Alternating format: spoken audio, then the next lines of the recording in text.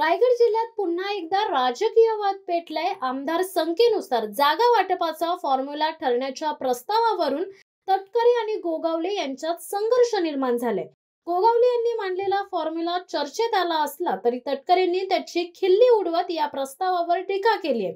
दोन्ही नेत्यांमधील हा वाद आता उघडपणे सुरू झाल्याने जिल्ह्यातील राजकीय वातावरण तापले।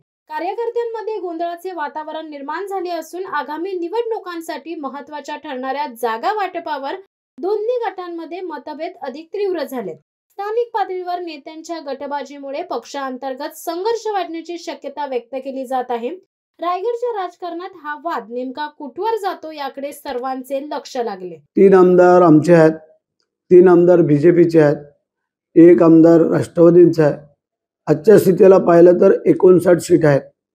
मग 59 चे जर बेरीज करायची झाली तर आमचे 7 आमदार त्याची बेरीज करून जे काय 3 सीट जास्त उरत आहेत त्याचा काय विचार करायचा।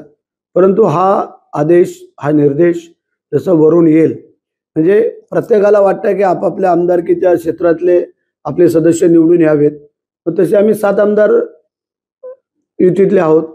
मग त्या युतीतल्या आमदारांना जर प्रत्येकालाच वाटत असेल तर मग हा फॉर्म्युला होऊ शकतो 8चा काय 8×7=56 आणि प्लस 3 आहेत एक्स्ट्रा, त्याचं बघता येईल काय करता येईल। परंतु आजची जी वस्तुस्थिती आहे ती अशी आहे, 3-3-1 असं आमचं संख्याबळ आहे। विरोधक एकही आमदार नसल्यामुळे आम्हाला काही तशी अडचण वाटत नाही। जागा वाटपाचं नवीन असं एक अगाध ज्ञान किंवा माहिती मला जाणकारांकडनं, ज्यांचं राजकीय जाणकार जे आज रायगड जिल्ह्यातले आहेत त्यांच्याकडनं ऐकायला मिळालं। त्याच्यामुळे मी असा एकदम स्तब्ध झालेला आहे। कारण मला असलं गणित जागा वाटपाचं इतके भागिले इतके त्याला वरती इतके असलं कधी मला 40 वर्षात माहिती नसल्यामुळे मी अनभिज्ञ आहे। त्याच्यामुळे मी माफी व्यक्त करतो की मला हे सगळं माझ्या अकलेच्या डोक्याच्या सगळं पलीकडचं आहे। त्याच्यामुळे मी अभ्यास करीन हे कसं कसं होत असतं, कसं जागा वाटप करायचं, त्याचं सूत्र काय असतं। कारण लोकसभा विधानसभेचं जागा वाटप 14 सालापासून मी प्रदेशाध्यक्ष असताना काँग्रेसबरोबर केलं, 19ला केलं, 24ला भाजप शिवसेना यांचा लोकसभा विधानसभेचं जागा वाटप केलं। पण असलं सूत्र कधी माझ्या कानावर न पडलं असल्यामुळे मी भांबावून गेलेला आहे।